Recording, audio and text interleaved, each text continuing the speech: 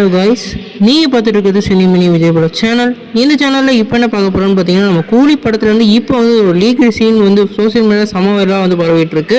இந்த சீனை பற்றி இந்த வீடியோவில் நம்ம டீட்டெயிலாக டிஸ்கஸ் பண்ணுவோம். அதுக்கு முன்னாடி நீங்கள் இந்த சேனலுக்கு புதுசாக இருந்தால் அந்த சேனலை சப்ஸ்கிரைப் பண்ணி பெல் ஐக்கனோட கிளிக் பண்ணி வச்சுக்கோங்க. வாங்க நம்ம வீடியோக்குள்ளே போகலாம். நம்ம கூலி வந்து நம்மளோட லோகேஷ் கனகராஜ் டைரக்ஷனில் நம்மளோட சூப்பர் ஸ்டார் ரஜினிகாந்த் சார் வந்து ரீலோட பண்ணுறாங்க. இப்போ வந்து நம்ம நாக சைத்தன்யாவோட ஒரு ரோலோட ஒரு வேறு லெவல் சீன் வந்து லீக் ஆகிருக்கு. இந்த சீனில் வந்து ஒரு வெறித்தனமான ஒரு சம்பவத்தை பண்ணுறாரு.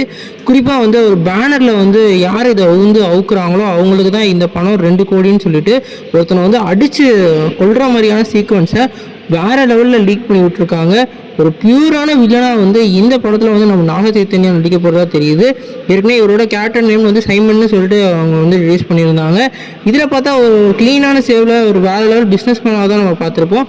ஆனால் இவரோட கேரக்டர் வந்து நம்ம எப்படி வந்து ரோலக்ஸ்னு ஒரு கதாபாத்திரத்தை பார்த்தோமோ அந்த அளவுக்கு ஒரு நிகரான ஒரு கதாபாத்திரமாக ஒயிட் அண்ட் ஒயிட் காஸ்டியூமில் ஒரு வேறு லெவல் சம்பவம் பண்ணிட்டு வந்து நிற்கிற மாதிரி தெரியுது.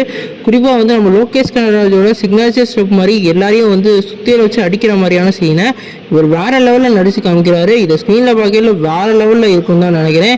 நம்ம லோகேஷ் கனகராஜ் ஏற்கனவே வந்து அவரோட படத்தில் நிறையா படத்தில் லீக் பண்ணிக்கிட்டு இருக்காரு. இது நம்ம மாஸ்டர் படத்துலேயும் வந்து லீக் ஆயிருந்தது. இப்போ இந்த படத்தில் வந்து லீக் ஆகி வேறு லெவல் ப்ரொமோஷனாக மாறி இருக்கு. குறிப்பாக இந்த படத்தில் வந்து ஒரு பிக் ஸ்டார் மூலமாக இந்த படத்தை வந்து ப்ரொமோட் பண்ணிக்கிட்டு இருக்காங்க. கண்டிப்பாக 1000 கோடி அடிக்கிறதுக்கு என்னென்ன சப்ஜெக்ட் வேணுமோ அதேமாதிரி ஆர்டிஸ்ட் வேணுமோ அதெல்லாம் வந்து பக்காவாக பண்ணிக்கிட்டு இருக்காங்க. குறிப்பாக நம்ம லோகேஷ் கனகராஜ் 10 படம் எடுத்துகிட்டு அதுக்கடுத்து அவர் கெரியரை முடிச்சுக்கிறேன்னு சொல்லியிருந்தாரு.